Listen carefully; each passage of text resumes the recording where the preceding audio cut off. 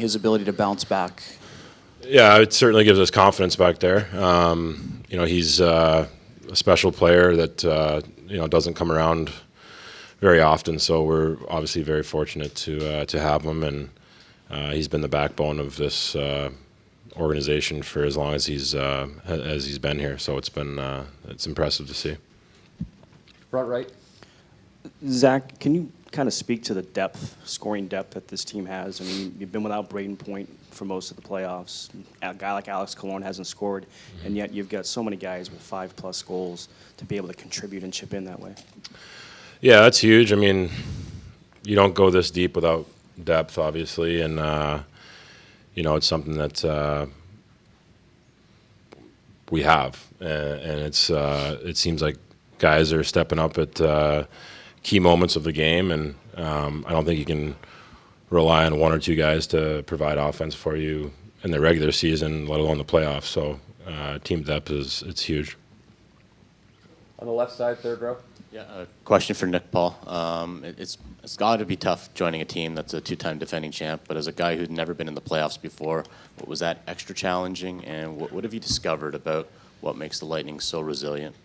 Yeah, it's definitely thoughts that went through my head when I came here with the trade, but I mean, coming into this locker room and seeing how tight guys are and making me feel at home and just making me feel comfortable on the ice, go for dinner with them right away. They make me feel like I've been here forever.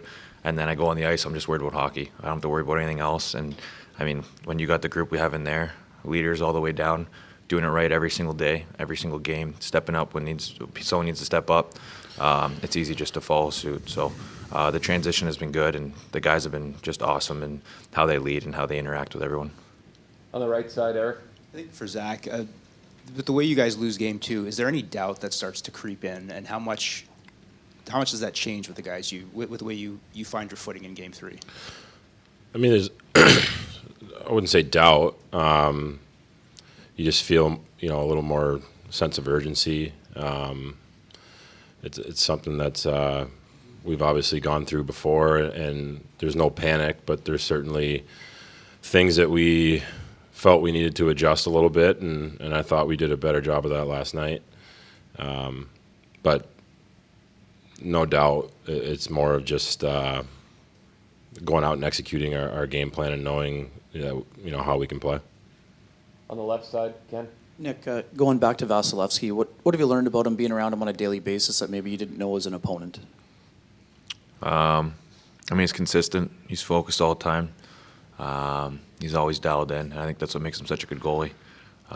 No days off for him. He's always focused. He's just taking everything serious, and then when game time comes, you guys see whenever there's a big save and he's made, he makes it. He's been the backbone. I mean, he's just unbelievable. He's the best goalie out there. So you can tell with his routines and how he takes care of himself every single day that there's a reason why he's the best. We'll take a few more back left.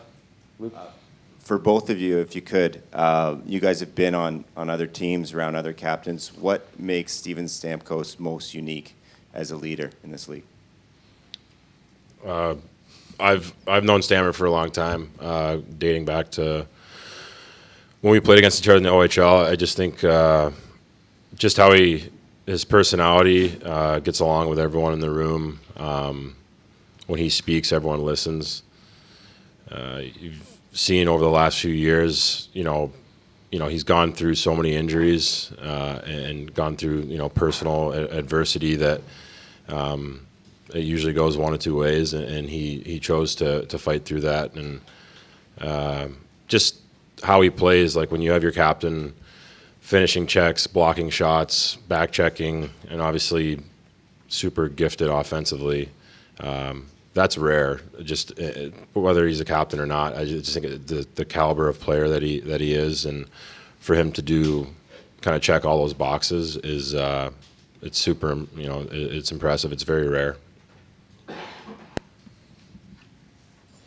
Nick, do you want to add to that? I mean, he just touched it all. We'll take two more questions. Front left, Tom. Nick, just you guys got a game last night, but you're still down in the series. They're probably going to make some adjustments. What's your mindset as you guys head into the next game here to kind of even the series? I think it's just the same thing as last game. Game at a time. We come focused, prepared, worrying about ourselves, worrying about our details, worrying about what makes us successful and what gives us the best chance to win. And it's just as a team effort. I think yesterday we really came prepared, dialed, ready to play, and we just kept building off each other. So I think that's another key to tomorrow, just same attitude. It's another huge game for us. So just coming ready to play and playing for each other and get ready for a battle. Last question, Sergey, left side. For both of you guys, if you could. You have superstar players up and down the lineup.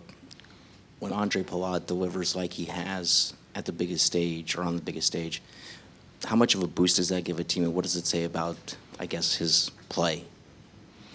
Yeah, I mean, he's not scared to step up with big moments, and he's shown that time and time again. So when you got a team, when you got a lot of people ready to stand up and take the opportunity, it's huge. But, I mean, plus just a guy that such a good guy off the ice, goes every day, practice, works super hard and does everything right. And when game time comes and we need a goal, he's been the guy to deliver. So, I mean, big moments, he comes to play. So it's huge for our team.